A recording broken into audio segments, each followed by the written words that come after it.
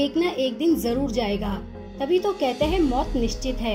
एक जवान चाहता है कि उसकी मौत के बाद उसके शरीर को उसके देश की मिट्टी में मिला दिया जाए। कोई चाहता है कि मौत के बाद उसे किसी अपने के करीब दफना दिया जाए। किसी की चाहत होती है कि मौत के बाद उसकी राख को पवित्र नदी में बहा दिया जाए। मौत के बाद इंसान की इस इच्छा को सम्मान भी दिया जाता है, लेकिन कुछ लोगों की ये इच्छा बहुत अनोखी है।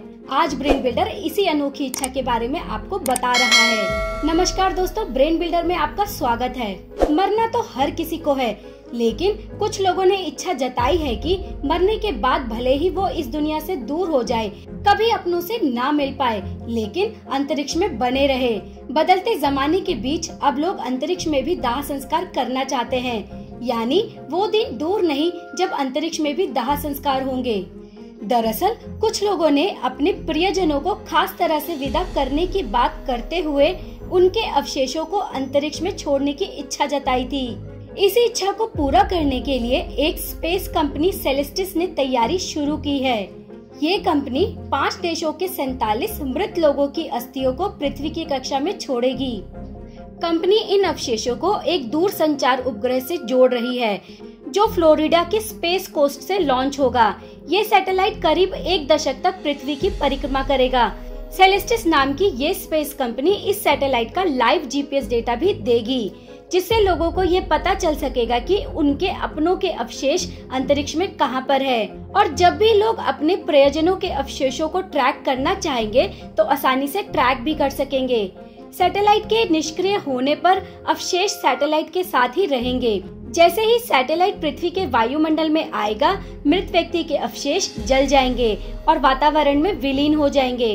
अंतिम संस्कार के अवशेषों में मार्जरी टफ्टन के अवशेष भी शामिल है, जिन्होंने 1950 के दशक के अंत और 1960 के दशक की शुरुआत में नासा के साथ पहली all female mercury mission crew की सदस्य बनने के लिए ट्रेनिंग ली थी, लेकिन 2020 में उनकी मौत हो गई थी।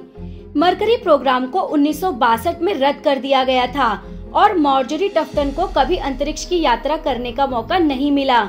उन्हें अपने जीवन में इस बात का सबसे ज्यादा अफसोस था, लेकिन अब उनके बेटे माइकल टफ्टन अपनी मां की इच्छा का सम्मान करते हुए उनके अवशेषों को अंतरिक्ष में भेज रहे हैं। वैसे सेलेस्टिस नाम की ये स्पेस कंपनी इससे पहले भी ये कर चुकी है। 2012 में इसने 320 लोगों के अवशेषों को ऑर्बिट में छोड़ा था। इन अवशेषों में स्टार ट्रेक के एक्टर जेम्स डोहान के अवशेष भी शामिल थे।